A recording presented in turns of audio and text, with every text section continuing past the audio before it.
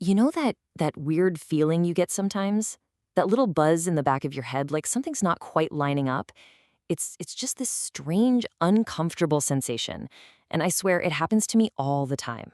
It really feels like a kind of inner static. I mean, seriously, have you ever done this? Just yesterday, I'm pretty sure I bought a huge slice of chocolate cake right after telling my friend I was on a major health kick. And in that moment, as I'm eating it, I just feel like a total hypocrite. There's this buzzing conflict inside my head. You feel that static, right? You know what I'm talking about. Well, that feeling, that's cognitive dissonance. And today, it's about to get exposed. That inner static you're describing is the perfect way to think about it. It's like your brain is trying to tune into two different radio stations at the exact same time. One frequency is playing your belief, I really need to be healthy. But the other is playing your action, wow, this donut is amazing. The result is that fuzzy, annoying noise between stations. And that's exactly what we call mental static. Right. So let's actually investigate this. Because that static, it isn't just some random feeling. It has a name.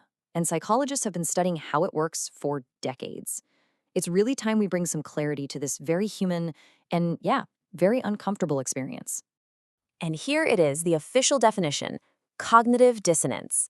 The term was actually coined way back in 1957 by a social psychologist named Leon Festinger. He had this theory that our minds are hardwired to want consistency. So when we feel this kind of internal clash, this dissonance, we get super motivated to get rid of it. But here's the interesting part. That motivation, it's not always a bad thing. It's actually a signal. So you might be wondering, just how powerful is this need to silence the static? Well, what's truly fascinating is how Festinger first proved it. He set up this brilliantly simple experiment that showed just how far our minds will go to find a little peace and quiet. Let's open the case file on this one. Okay, here are the facts of the case. First, he had people do an incredibly tedious task. I'm talking about turning wooden pegs on a board for a full hour. It was designed to be mind-numbingly boring.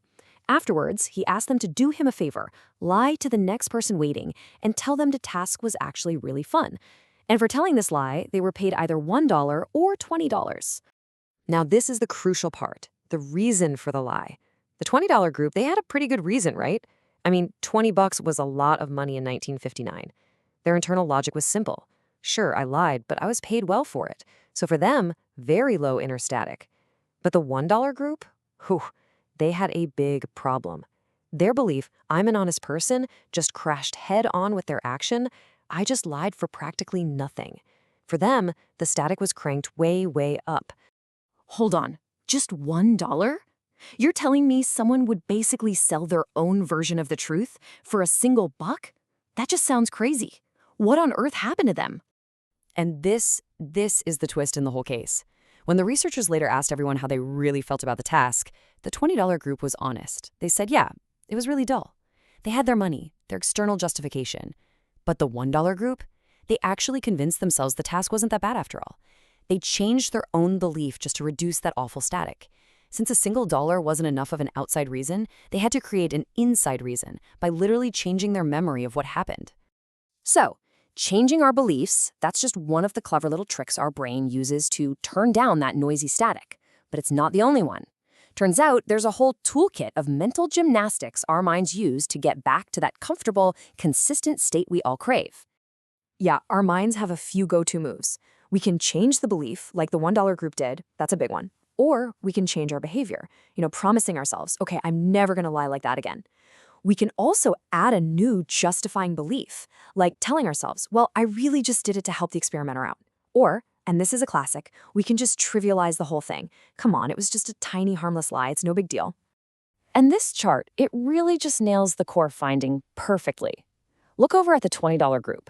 Their need for some kind of internal self-justification is super low. The money did all the heavy lifting for them.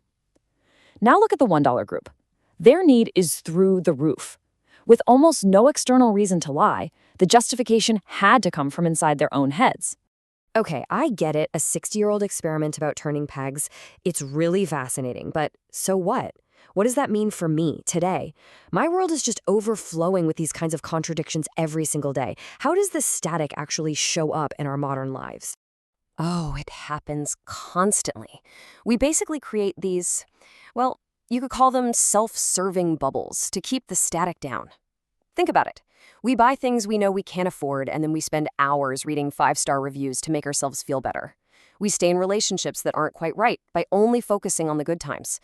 And on social media, we build these perfect echo chambers that only tell us what we already believe. All of it is designed to keep that uncomfortable static at a minimum. But here's the most important piece of evidence. What if we looked at this whole thing differently? What if that uncomfortable static isn't a bug in our system, but actually a feature? It's not some flaw we have to get rid of, but a signal that's worth paying attention to. It's like an internal compass, and it's pointing directly at a conflict between what you truly value and what you're actually doing. It's a moment of potential for some real self-awareness. So, here's the real challenge, for you and for everyone watching. The next time you feel that mental static, that uncomfortable pull between what you believe and what you're doing, don't rush to silence it. Don't immediately try to justify it or rationalize it away. Just for a moment, listen. What is that discomfort trying to tell you about what you truly value? So, instead of trying to fix the static, I should just sit with it? Huh. That's a new thought. Maybe the static isn't the enemy after all. Maybe it's actually an invitation to finally understand myself a little better.